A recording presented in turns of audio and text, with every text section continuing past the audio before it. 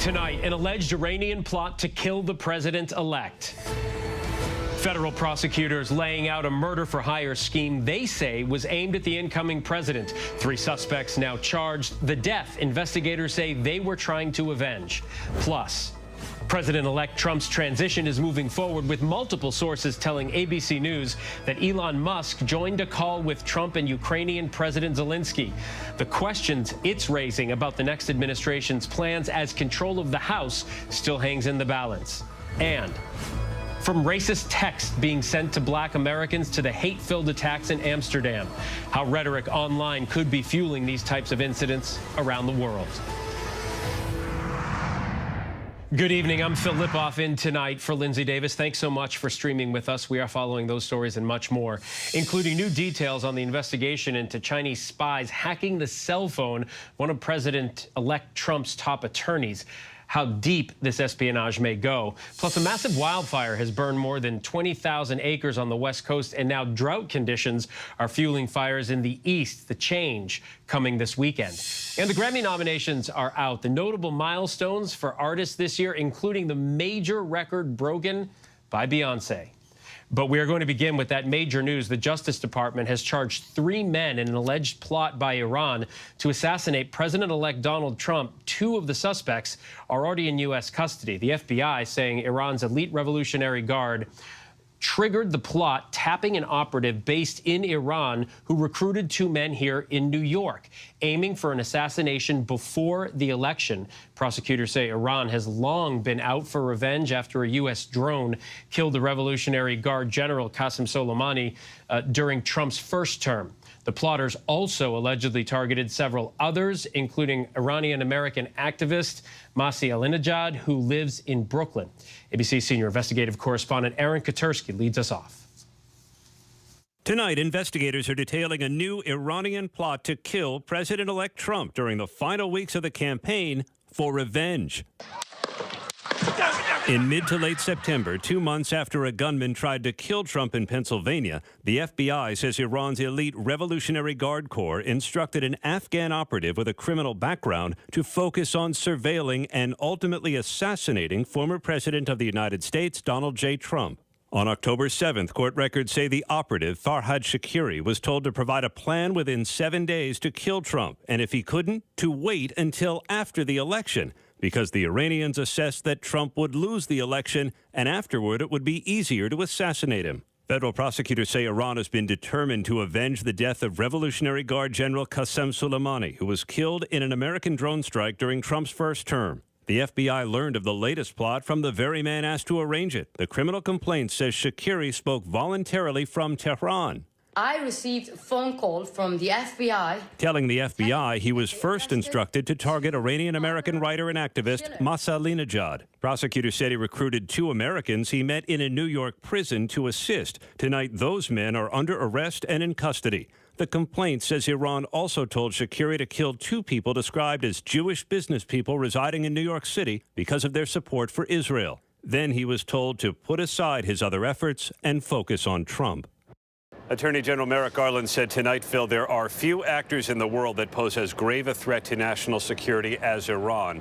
The president-elect was made aware of Iran's intent to kill him, but his spokesman tells us tonight, Phil, nothing will deter Trump's return to the White House.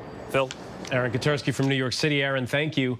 And tonight, as former President Trump's transition plans are taking shape, we've learned Trump has spoken to dozens of foreign leaders. And billionaire Elon Musk joined the president-elect on a phone call with Ukrainian President Zelensky and was in the room for a call with Turkey's president. The call's raising questions about his role in the White House. ABC's Rachel Scott reports from West Palm Beach, Florida tonight.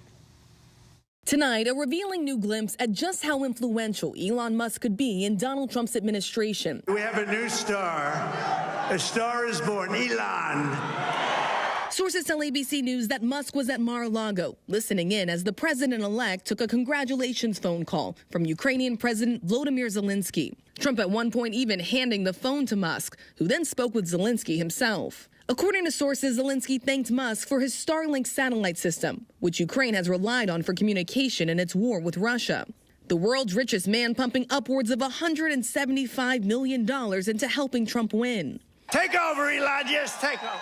By election night, there he was, part of the Trump family photo.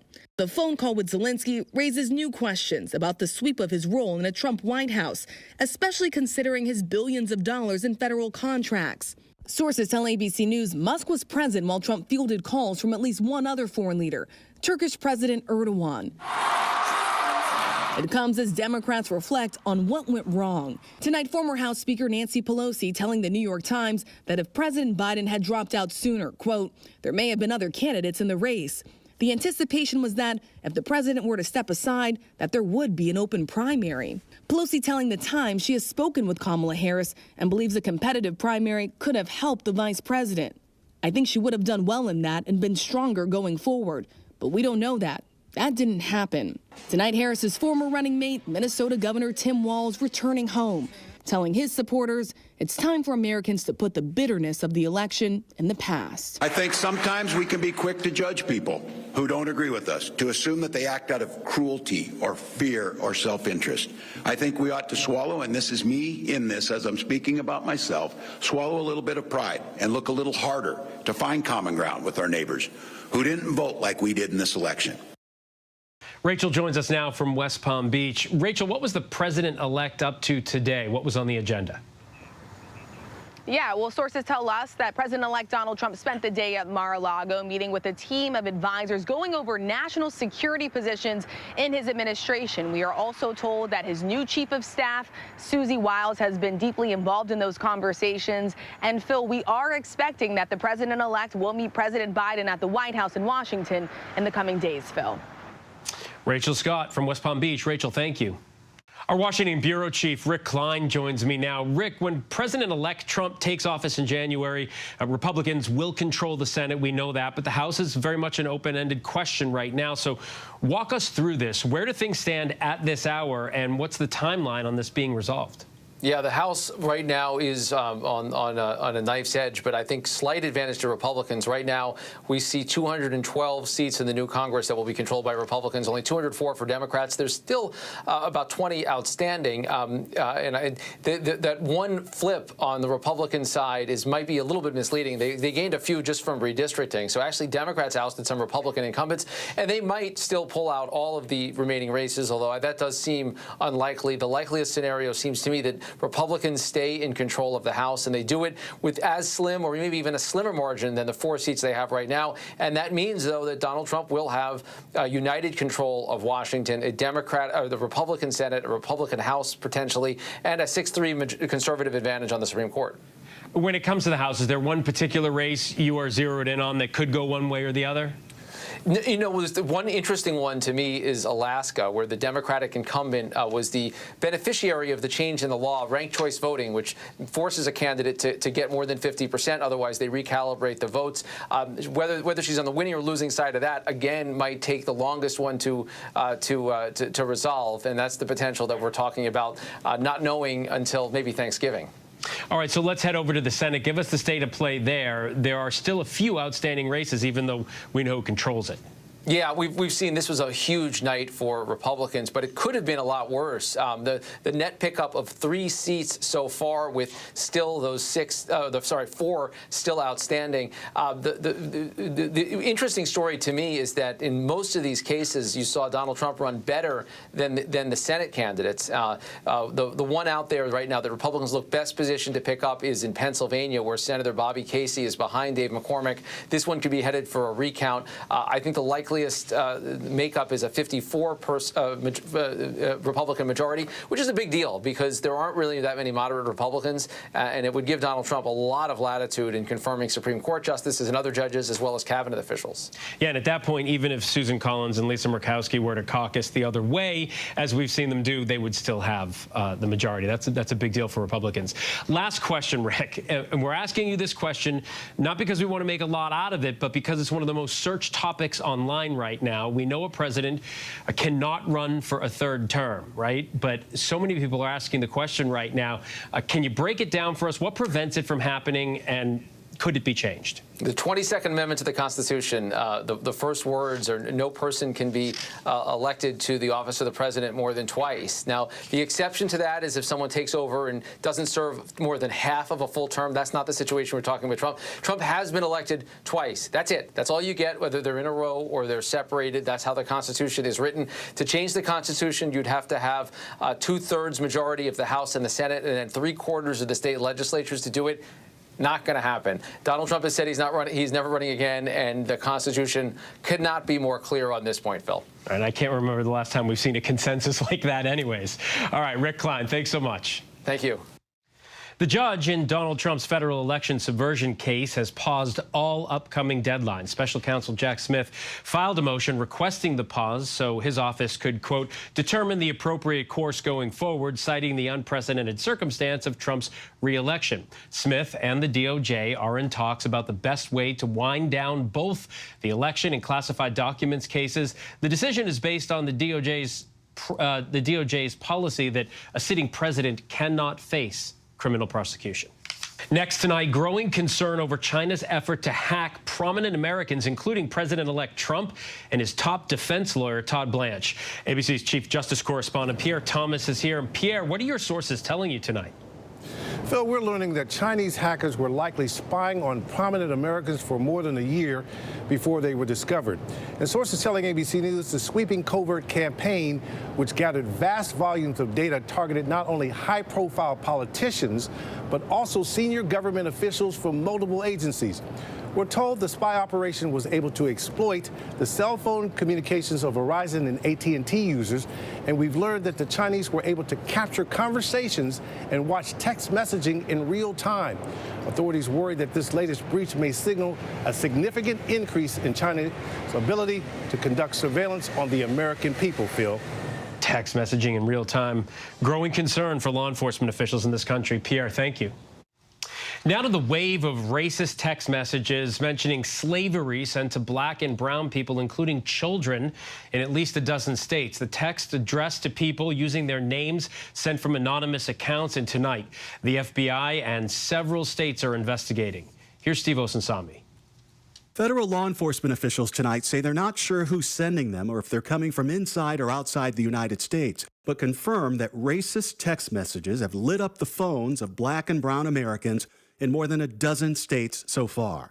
And somehow the senders have the right names. The texts come from unfamiliar numbers, telling people they've been selected to pick cotton at the nearest plantation, to be ready at a certain time, and be prepared to be searched upon arrival. I kept thinking, what have I done? Why is this targeted at me? And then when I realized it was happening everywhere, it made me feel horrible, too. Jackie Bradley says this is not okay. Her 12-year-old granddaughter got one of the messages last night. I want to stop, and I want people to come together and just stop this nonsense. I mean, when you're getting kids involved, let alone people of color receiving these texts, but then you send this to a child? If you have to prosecute somebody, I don't care. Prosecute them, because this has gone too far. Some of the texts were sent through a free service called Text Now. The company says it has disabled the anonymous accounts. Steve joins us now from Atlanta. Steve, how is the NAACP responding tonight? Well, Phil, they're saying it's no surprise that all of this is happening after the election, saying that racist groups are feeling emboldened. Top state prosecutors in states like Pennsylvania, Alabama, North Carolina, New York, and others are all investigating and condemning this. And authorities, Phil, are warning people who get these messages not to click on any links inside them. Phil? All right, Steve Osunsami from Atlanta. Steve, thank you. Overseas tonight, authorities in the Netherlands say they are stepping up security after fans of an Israeli soccer team were attacked after a game there. The attacks came after days of growing tension, with some shouting anti-Arab slogans and profanities at Palestinian supporters. Here's ABC's Ian Pannell. Tonight, Israeli soccer fans ambushed and beaten on the streets of Amsterdam in what authorities are condemning as anti-Semitic attacks. Now you know how it feels, sir? Videos circulating online showing an anti-Semitic mob chasing a man down. Much of the violence erupting after a soccer game between an Israeli team and a Dutch team. 62 people arrested, 5 Israelis treated at the hospital. Dutch officials say the attacks fueled by calls on social media before the game to target Jews. But tension had also been building for days. This video circulating online shows a man ripping down a Palestinian flag as people yelled profanities. Despite a ban on pro-Palestinian demonstrations near the soccer stadium, protesters showed up anyway, expressing anger over the wars in Gaza and Lebanon. And according to online postings, they were prepared for violence. Phil, there's been a huge rise in anti-Semitism in Europe since the war in Gaza began. Israel's Netanyahu saying this attack happened just before the 86th anniversary of Kristallnacht, the pogrom against Jews that led to the Holocaust. And he says once again, Jews are being attacked in Europe. Phil? All right, Ian, thank you. Joining me now is Yael Eisenstadt. She is a senior policy fellow at Cybersecurity for Democracy, a collaboration between NYU and Northeastern universities. Yael, thanks for joining us. I'm curious, when we see a rise in hateful rhetoric online, does that always or usually correlate to a rise in hate out in the open? So I don't know if we have direct data with correlation numbers, but what happens online never stays online. And so, I mean, we have example after example of when the rhetoric really starts becoming more hateful, more racist, homophobic, anti-Semitic, misogynistic. We do see real consequences of how this plays out offline as well. We heard from Steve Osunsami's report just a short time ago. Black and brown Americans are receiving racist texts. How do the people who do this find so many targets at once, let alone gain access to their contact information? Yeah, so this is actually a really concerning situation because it's not just a one-off where somebody received a racist message. Somebody had a list of names and phone numbers in at least, I think at this point, it's up to at least 14 different states, different ages of Black Americans across the country, and sent them all these racist messages. How does someone get a list with so many names of one particular group of people? And that comes from either campaigns or organizations or advertisers or data brokers. These are the types of folks who are gathering this kind of data, generally with the purpose of being able to target you with something, whether that's an ad for sneakers online or in this case, it's something terrible like racist messages. So we don't know right now who's doing this, but if it's a foreign actor or a domestic actor, how would their goals be different? Sure. I mean, if it's a foreign actor, depending on the actor, this just smacks of what we've seen over and over again during our election cycles. A foreign actor potentially trying to sow even more discord, distrust, fear, anger in an already volatile time, possibly just to undermine our social fabric. If it's a domestic actor, it could just be somebody who was completely emboldened by the heated increase in this case, racist rhetoric that we've been seeing. Or it could be somebody who has an actual intent to cause harm. We just don't have enough information yet to know which of those it is. Either way, it's scary when you're one of the people in 14 states targeted because of the color of your skin. Regarding data privacy and security, is there something that companies can be doing that would better prevent hateful, unwanted messages from winding up in people's inboxes? Yeah, so I was at least encouraged to see that one of the companies that was used, and it's one of these companies where you sign up, you get a phone number, you get to start sending anonymous messages via this phone number. At least they acknowledge that this was a campaign, coordinated campaign, and apparently have disabled those accounts. But more importantly is anybody, any company that is gathering data, segmenting people based on their very personal information, we have to figure out how to secure that better, and we have to start thinking about what it means to be in a world where every bit of our lives and our personal data is hoovered up for the purpose of targeting us with ads. We've got to figure out how to be safer in that respect. And just before you go, while I have you here, I got to ask you about Ian Pannell's report that we just saw on the Israeli soccer fans attacked in Amsterdam.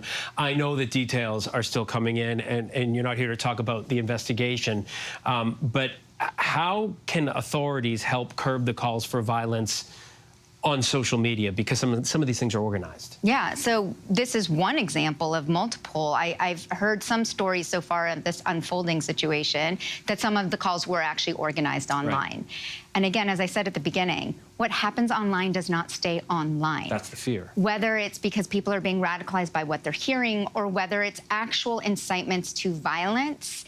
And one of the real challenges in the U.S., I can't speak to how Europe handles these things a little differently, but here in the U.S., I will say there's this false dichotomy that we seem to believe that freedom of speech means we can't in any way curb some of this online. And I just think that is a false choice that we're making as Americans, because being able to say terrible things, that's the price of free speech. Organizing and inciting violence is not protected free speech, right. And how social media's companies handle that kind of speech, whether they're amplifying it, boosting it, recommending it, is a whole nother question that we really need to grapple with. So we will have you back at another time to talk about it. Yeah, Eisenstadt, thank you so much for taking the time. I appreciate it. Thank you.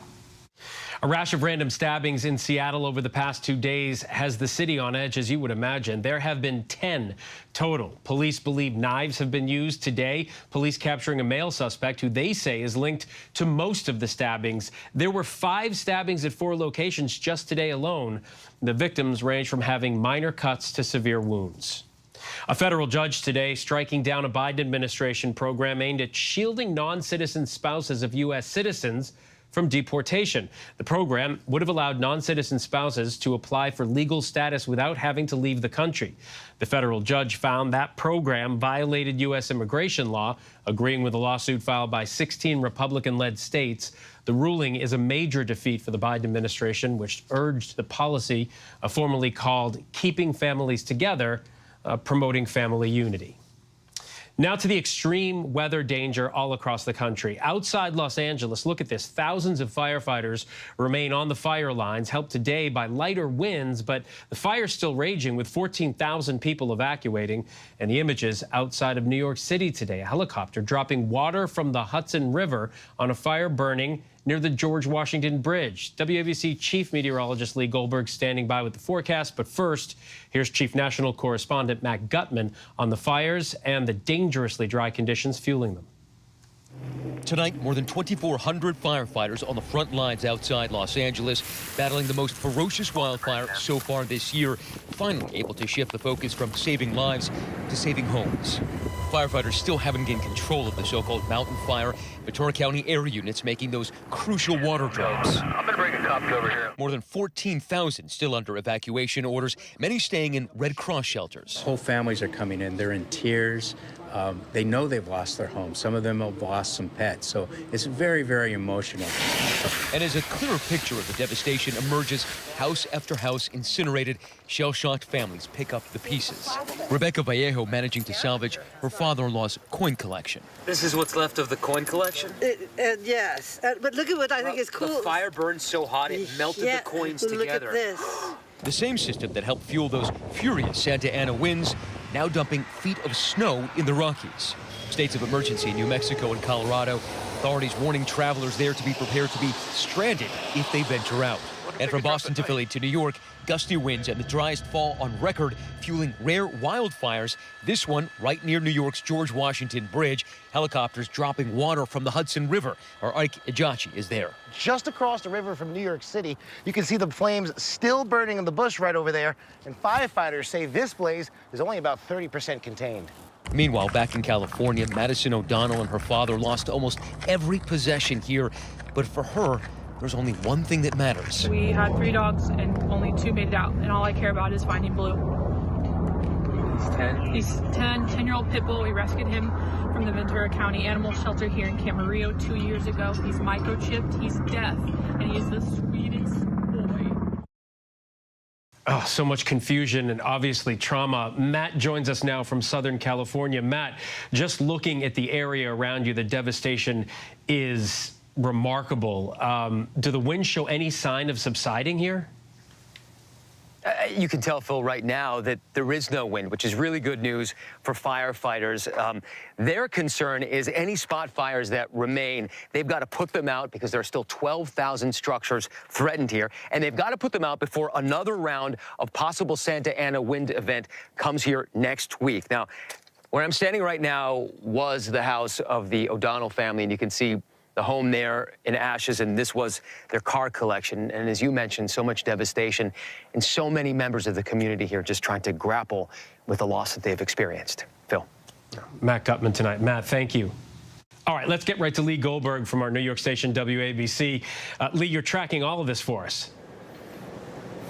Phil, fire danger is real from, on both coasts. It's getting a little better on the West Coast, but here on the East Coast, we have severe drought. We can see and smell smoke here in New York City. Unfortunately, that fire continues over northern New Jersey. Severe drought in the Northeast, extreme drought for the first time in 22 years over parts of southern New Jersey. We even had a tiny fire in Central Park nearby this evening. It was put out. Meanwhile, red flag warnings have been extended from New York City to Boston into Saturday because we still have gusty winds and low humidity, so we're primed for formation and spreading of fires. Meanwhile, out west, even though the fire danger stopped on the West Coast, or at least has been alleviated a little bit, we've got near blizzard conditions in New Mexico, foot of snow near Denver, treacherous travel there. On the warm side, it's flooding, flash flooding, and even a tornado threat from Waco to Dallas. It's this dynamic storm, which, by the way, even it traces some of its moisture to Hurricane Rafael in the Gulf, that moves eastward. The snow leaves Colorado, rain over the Mississippi and Ohio River valleys, and there it is in the Northeast. Not just scattered showers, but a much-needed solid area rainfall coming Sunday night into very early Monday morning. It'll be the most significant rain here in New York City in 40 days. Phil? All right, Lee Goldberg. Lee, thanks so much. And a quick note on the three major stock indices, each of them wrapping up the week at new record highs. The Dow gained 259 points, passing 44,000 for the first time before settling back just shy of that mark. It was the 42nd record high this year. Still much more to get to here tonight on Prime. It's not just California and New York. Firefighters also battling wildfires in New Jersey. The warm, dry fall in the Northeast taking its toll. But next, the question swirling about Trump's plans for education. We dig into what the president-elect has said. Who would kill two teenage girls? Who would be so barbaric? Are you guys following the Delphi case? Because I'm about to lose my mind. A true crime frenzy. Internet's loose, trying to find answers. All right, you guys, there's actually huge breaking information in the Delphi murder trial. There was obvious blood around this tree. The high-stakes trial happening right now. What mysteries are being revealed? Who is the Delphi killer? Now streaming on Hulu. A Hollywood studio want us to make a movie of our podcast. It's a fabulous cast. Action. I'm nervous playing you. The fearlessness, the complexity. Oh, stop. Unless you had more to say. I don't need an algorithm to tell me that this is box office gold. Only Murders in the Building, streaming on Hulu and for bundle subscribers on Disney+. This ship is heaven.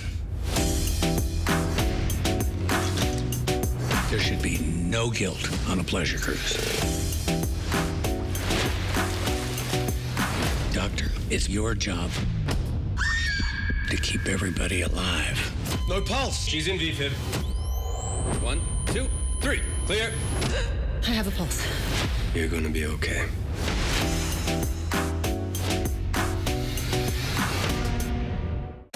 Let your eyes look straight ahead.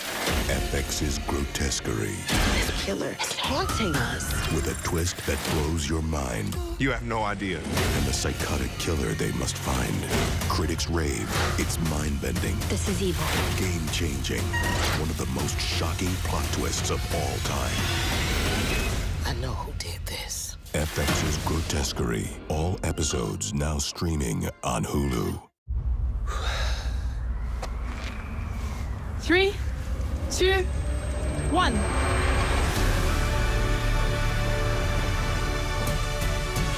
It's a 24/7 life together.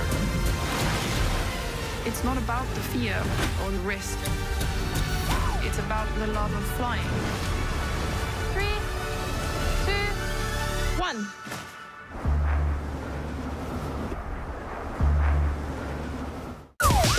Yo, partner. We're not partners. I'm the detective and you are the consultant. I see you brought your baby to a crime scene. She is just spectating. You're a single mom with 3 kids pretending to be a cop. I am not pretending. I spot things that detectives miss. Still think my theory's flimsy? That big brain of hers is going to help us close a lot of cases. I'm just out here super copping. High Potential, all new Tuesdays on ABC and stream on Hulu. President-elect Trump proposed sweeping reform to the nation's education system during his campaign. ABC's Mary Alice Parks has been tracking that for us and joins us now. Mary Alice, I know it's one of the issues you've been looking at. What did Trump say about education policy while on the campaign trail? Well, I think it's important to remember, Phil, that the majority of education policy and funding is decided on the state and even local city, county level. But parents' sort of grievance and frustration about the classroom, sort of culture wars that have erupted around the classrooms, really sort of took on a national prominence. And we saw Trump and other Republicans in particular running on a national level sort of tap into some of that frustration and talk about it. A little bit of a mixed bag from President-elect Trump. On the one hand, he talked about wanting to eliminate the Department of Education. On the other hand, he also talked about wanting to actually use the federal government to punish or restrict funding to school districts and states that might not make the curriculum reforms that he or other Republicans thought were important. So sort of a split philosophy about whether you are trying to decentralize education more to the states or actually centralize and federalize education curriculum standards. Look, in the last few years, we've seen a lot of Republican states passing new strict education laws, changing curriculum and how teachers can talk about race and gender in the classroom. We've also seen for President-elect Trump, spending a lot of time on the campaign trail with the Moms for Liberty group, sort of a far-right, more conservative group that has been a big part of pushing some of those book ban proposals, trying to get books, specifically books that mention race or gender identity, out of school libraries, Phil. And of course, what happens on the campaign trail and once someone gets to the White House can be different. We don't know what a Trump administration would do as of yet, but how much of this could be done by executive order, which the president-elect may not even need because he may have the House and the Senate anyways, but how much of this can be done by executive order? Yeah, probably not a lot. Look, it would help Republicans a whole lot if they do, in fact, keep control of the House. Their chances there are looking pretty good, and it does make it a lot easier for President-elect Trump to do, to sort of put his own plans, his own priorities in place if he has full control and unified government under the Republican Party. If they control both the Senate and the House and the White House, they can just do a lot more, move a lot faster. Things like huge changes to the Department of Education, or if he really was going to try to move to scrap the department altogether, that would take congressional approval. Another interesting question is whether they would try to set up a national school voucher style system. We've seen that as a popular move in some Republican states. Interesting, a lot of voters actually knock down these proposals, but we've seen Republican governors try to put them in place where basically a taxpayer can sort of take a voucher of their sort of what would be their tax sort of payer dollars and use it towards a private school, religious school, homeschooling if they choose to keep their kid out of public school. Critics say that it could gut public education. It's controversial for sure, but there's definitely been a question about whether Republicans on Capitol Hill, if they do have unified government, would try to put any sort of national program like that in place. All right, Mary Alice Parks. Mary Alice, thanks so much. For more on what Trump's Agenda 47 campaign policies could mean for students and parents, I'm joined now by John Vallant. He is director of the Brown Center on Education Policy at the Brookings Institute. John, thanks so much for taking the time to speak with us. I'm wondering how much of education is handled at the local level. Families might be surprised to figure that out. Some families may not be aware of which programs are supported from the federal level. If a Trump administration did something like eliminate the Department of Education, what would that mean for students? It's a good question. And so for the most part, education is run at the local and state levels. So there are some constraints on what the federal government can do that come just by virtue of states really are making a lot of decisions. So some of the things that the Trump administration could not do, for example, we won't all of a sudden see a national curriculum. We won't see teacher hiring somehow happening from the federal level. And really the sort of day-to-day management of schools is really not under the control of the federal government. Now, that being said, the federal government they have some really important roles to play when it comes to education. One of which, and one that the Trump administration could do a lot just on its own, has to do with federal civil rights enforcement in schools. So we would be very likely to see, probably pretty early in the Trump administration, for example, that they would rescind some rules from the Biden administration that granted some protections to LGBTQ plus students, and you'll see a lot of that kind of work. And then there is, as you said, this push to potentially try to dismantle the U.S. Department of Education, but that too seems very difficult, at least at this point. Trump has backed a program that would allow students' allotment of public education funds to be transferred to non-public schooling options. But voters in 3 states just rejected efforts to codify or expand similar programs. So tell us what happens with that. So for a long time, the Republican Party has pushed different types of school choice policies that essentially give families public money to pay for private school tuition. And what we've been seeing across the country is that, interestingly, they're actually running into a lot of opposition from Republicans in rural areas who worry about what the impact of those programs might be on these rural schools that are in places that don't have the population density to have a whole lot of school options, and worry about potentially the loss in funding that would come from having those types of programs. So what we've seen is there are a handful of states, almost all of them really red states, that have passed these kind of state-level private school voucher programs. The most recent states that voted on it just this week, all 3 of them, as you said, voted against those programs. And it may be that we see the Trump administration try its hand at creating some federal school choice policy, but they actually tried that a bit in the first Trump administration, and there too ran into some opposition, even from members of their own congressional delegation. Yeah, some anxiety in the education sector. We will see how it moves forward. John Villan, thank you so much. Thanks, Phil. And still ahead here on Prime, 3 top leaders in one southern city arrested on federal charges. And the Grammy nominations are in, the historic records and first-time standouts by the numbers.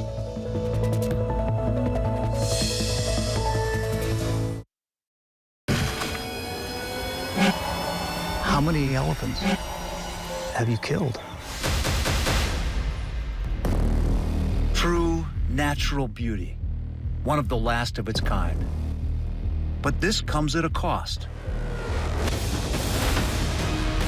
5 countries, 5 incredible real stories of adventure, danger, We have to go. and deceit.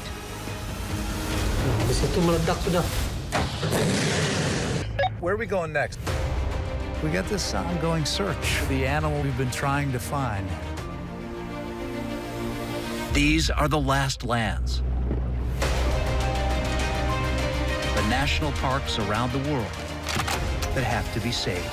There.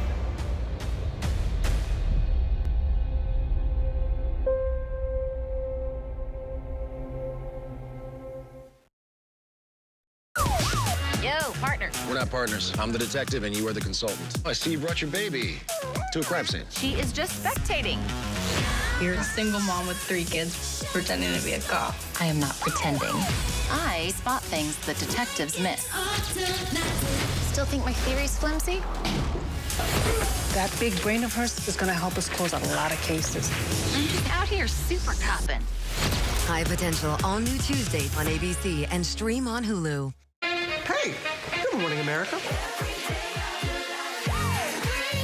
Good morning, America. Good morning, America. Are you ready? They are ready. Covering the biggest events in the country right now. There's a lot going on here this morning. You don't just see it, you feel it. I'm in. I'm in. I'm in too. I'll be here. I am here and so happy. I'm in. I'm in too. Michael, George, Claire, Ginger. The news never stops. From Tampa, we are here tonight as Hurricane Milton has just made landfall. The surge just keeps coming up. Right on the border between Ukraine and Russia. In downtown Tel Aviv, rockets or missiles coming in. ABC News Live everywhere. We're not far from where this rally took place, so just stick with us here. Here in London. From the front lines. Off the coast of Gaza. Wherever the story is. We're going to take you there. You're streaming ABC News Live. ABC News Live. You're streaming ABC News Live. ABC News Live, streaming free everywhere. Who would kill 2 teenage girls? Who would be so barbaric? Are you guys following the Delphi case? Because I'm about to lose my mind. A true crime frenzy. Internet's loose, trying to find answers. All right, you guys, there's actually huge breaking information in the Delphi murder trial. There was obvious blood around this tree. The high-stakes trial happening right now. What mysteries are being revealed? Who is the Delphi killer? Now streaming on Hulu. The news never stops. We are here in Israel, a nation at war. Hurricane Helene screaming across the state. And that's why ABC News Live never stops. Taking you to the center of the story. As news breaks live. ABC News Live is there for you all morning live. Right there. As events unfold across the day, breaking down the day's top stories. ABC News Live Prime going there, wherever the story is. And ABC News Live lighting up the weekend. ABC News Live. Because the news never stops.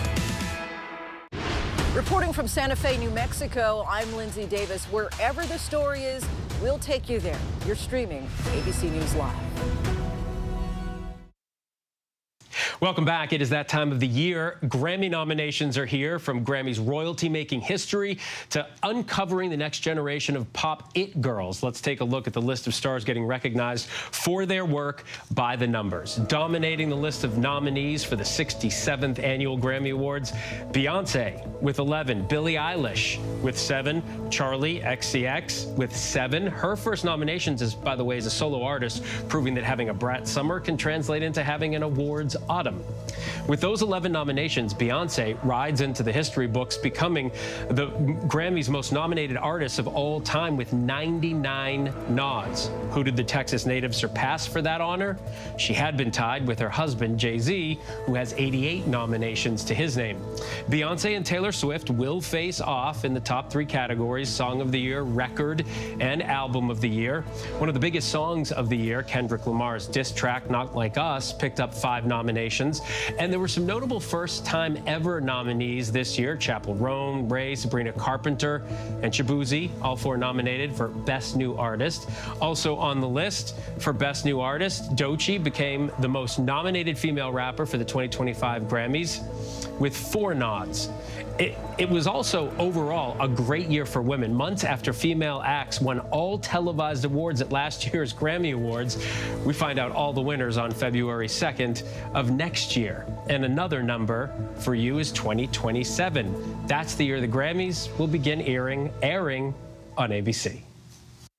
Let's bring in ABC News contributor Mike Muse to talk a little bit more about these nominations. Mike, always a pleasure to talk to you this week about something very different than last week. To the category to watch, it's always Album of the Year. You know that. I'm wondering if you think this year could finally be Beyonce's year to take that category. I hope it's Beyonce's year to finally take that category. First of all, what's up, Phil? Good to see you. I do hope that is Beyonce's year to take home that category. But Phil, this category is stacked. You have Beyonce, you have Taylor Swift, and Phil, you have Billie Eilish in the mix. The reason why I say that is Billie Eilish has become the darling of all the academies, it seems. She's the darling of the Oscars, and she's, as of recent, become the darling of the Recording Academy. And this year, I can't determine if the Grammys are going to go for what is popular and cultural and relevant, or if they stick to technicality and merit. The Grammys is one of the most difficult award shows to predict because there is no standard for them. They say that it is about, technical ability and merit, but we all know that's just not true, and it's proven time and time again. So hopefully this is Beyonce's year. But Phil, really quickly too as well, Taylor Swift, when she got Album of the Year, they were shocked by that because they've always felt that the Grammy never recognized them for Album of the Year. They would get Song of the Year, but never Album of the Year. So they are equally shocked too as well and perplexed by the Grammys. I'm wondering, as always, there are Grammy snubs. What was most surprising to you, if you have one that was surprising? A Grammy snub, that's a really good question. I actually don't think I have a Grammy snub. I know that is, kind of, non-traditional not to have a snub, but I would definitely say that in every category, I felt like the right people were placed in the right category. I think something really interesting I'm paying attention to was a pleasant surprise was Andre 3000 Andre 3000, former member of Outkast, he is up too as well for Album of the Year in a very non-traditional album where he is playing the flute. It didn't do high numbers in terms of making charts on the Billboard, but it did have great merit and technical ability when it came to it. The other thing that I am really pleasantly surprised but not shocked at is the way that Kendrick Lamar's Not Like Us is in the category for Record of the Year in rap performance. That is a monster of an album, both in technical ability, production value, but also, too, cultural relevance. And he's going up against Eminem, who has been dominant on the charts and in rap music. And so we're seeing two major titans going at it, with Kendrick Lamar having such a cultural relevant moment right now. I mean, he's performing at the Super Bowl, for goodness sake. No, he's incredible. And we should also mention former President Jimmy Carter earning his first Grammy nomination at the age of 100, which is pretty spectacular. Mike Muse, it is always good to talk to you, sir, and I'm glad you're happy with the Grammys this year. I am. Who cannot root for President Carter? I hope he gets this Grammys for his 100th birthday. He deserves it just for turning 100 and doing an audiobook. Come on, all Phil. politics and Phil, I got your corner. Inside joke. Oh, yeah. Okay. All right, Mike, thanks so much. And there's still much more ahead on Prime. She is no stranger to Grammy nominations herself. Julia Michaels joins us as she launches her super-powered career into a brand new era for her. And the holiday season is nearly upon us. The journey begins for the Rockefeller Center Christmas tree. Did you kill Mariota?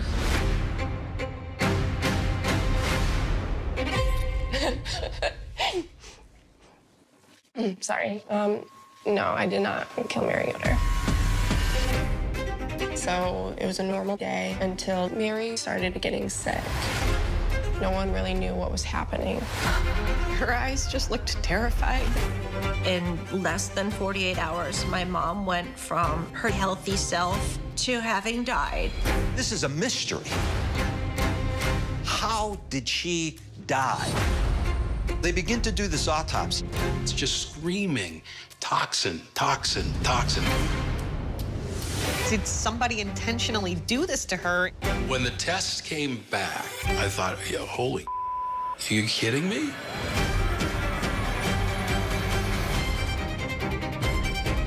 I had dated Adam. I was scared of him. It changed the way I see the world. She was really afraid for her life. I do think Bill could have killed Mary. His wife died in July, and in November, he was dating his sister-in-law. There was nothing in the world that was making sense at that point. Caitlin Conley was guilty as sin. Are you okay? I'm sorry, I'm scared. This girl thought she was smarter than everybody else. But there's another side to Caitlin Conley. Well, I'm not buying this little Miss Innocent game. Sequoia's a very small town. Everybody knows everybody. My garden club is very divided. People think she's innocent. I think she's guilty. Never heard of a case like this? Maybe a thriller. It was pure evil. We weren't quite sure what was coming next. I know it wasn't me. Sorry.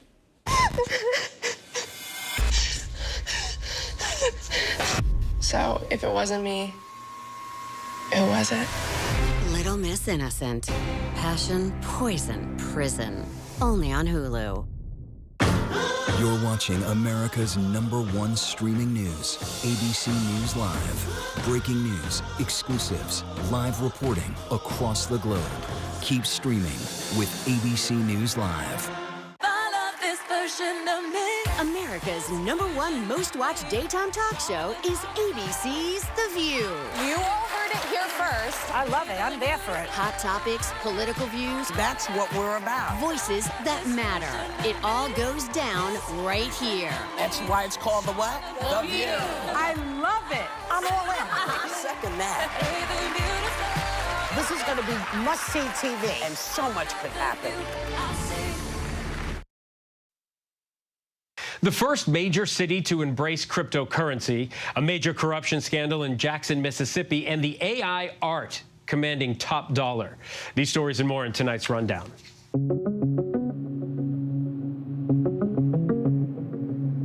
Multiple wildfires have erupted across New Jersey amid windy and dry conditions in the Garden State. A large brush fire broke out in northern New Jersey near New York City. The fire covers 19 acres and is 30% contained. The New Jersey Forest Fire Service said several other fires have been reported in the state as well. Fire danger has increased in the Northeast due to the combination of a historically dry fall, gusty winds near 30 miles per hour, and relative humidity down to 25%. Officials said smoke from the fires could drift into other states today and tomorrow.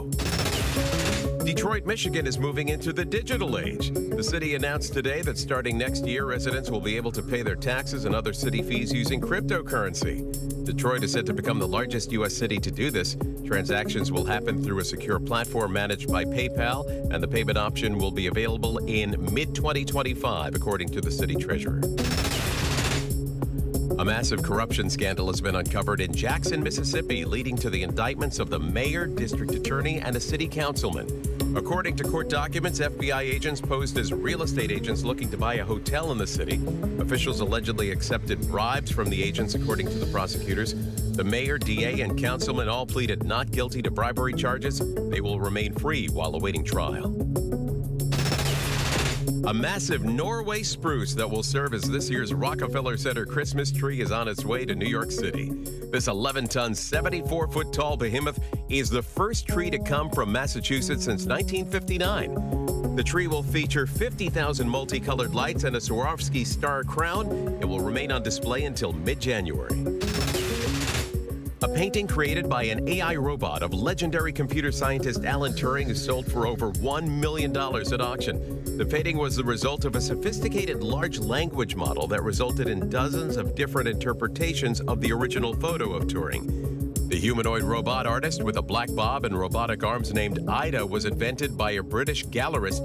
The painting was a tribute to Turing, whose groundbreaking work laid the foundations for the development of early computers and helped the Allies decrypt German communications during World War II. After a devastating fire burned down nearly the entire Notre Dame Cathedral 5 years ago, the historic church bells let out a ring for the first time since 2019. The restored bells of the cathedral, which was partially destroyed in the fire, rang together this morning in Paris as part of a test before Notre Dame's official reopening planned for next month. The landmark building underwent extensive reconstruction and has been rebuilt to the exact specifications of the original design.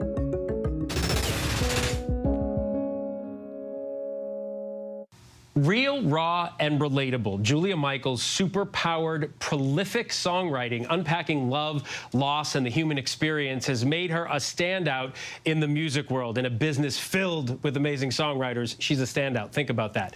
She has more than 13 billion combined primary artist streams and more than 60 billion credited streams. She is a 5-time Grammy-nominated artist and has written songs for Dua Lipa and Sabrina Carpenter's latest smash hit studio albums. That's just recently. Now, the multi-diamond and platinum certified star is marking the beginning of a brand new era with the release of her latest single, Heaven 2. So first, let's take a listen.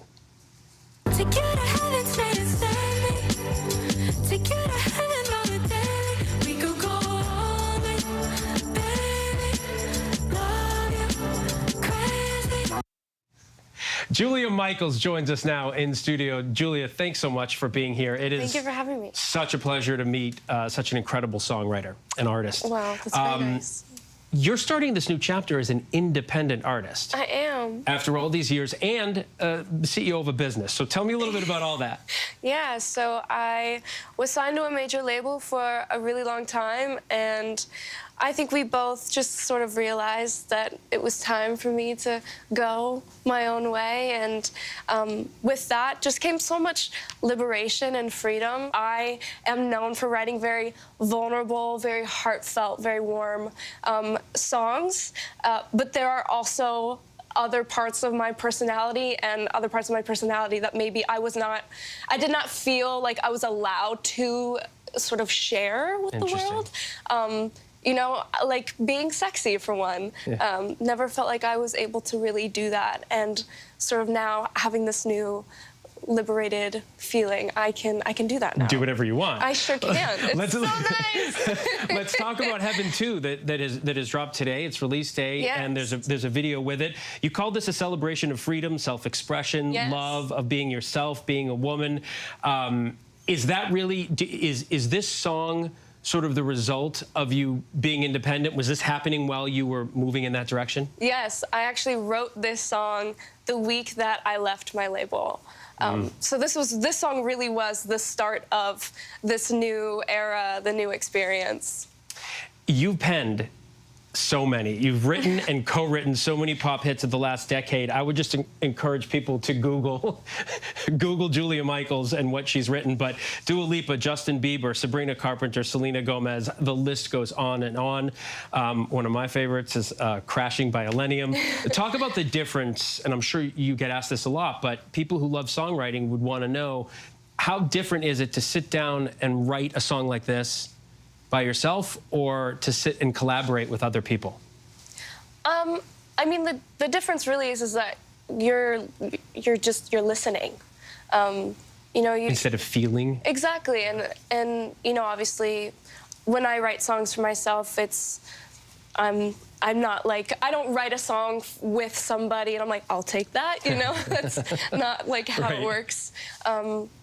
I'm so grateful and just so honored to even get to be in the rooms with these incredible artists and do what I love. You've been doing this for virtually like more than half your life. Oh, do you God, remember? so long. You're a vet. Do you remember when you first realized you had the ability to write songs? How old were you? That's a great question. So I started with poetry, actually. I would always write poetry. And then when I was about 12 or 13, my mom got me a piano, and I would start sort of trying to find chords and then sort of turning my poems into songs. And then I started actually professionally writing when I was 15. What's next? Right now, I'm gearing up to put out more songs, potentially an album. I started my own record label to be able to put out my own songs, which is so special. Yeah. Freedom. Freedom. I bet freedom helps the creative process. I'm just saying. It does. Julia Michaels, thank you so much for joining us. What a pleasure. You can listen to her new single, Heaven 2. It's out now. Find it wherever you stream music, and wait for the rest of it, too. That's our show for this hour. I'm Phil Lipoff. Stay with ABC News Live for more context and analysis of the day's top stories. And thanks so much for streaming with us.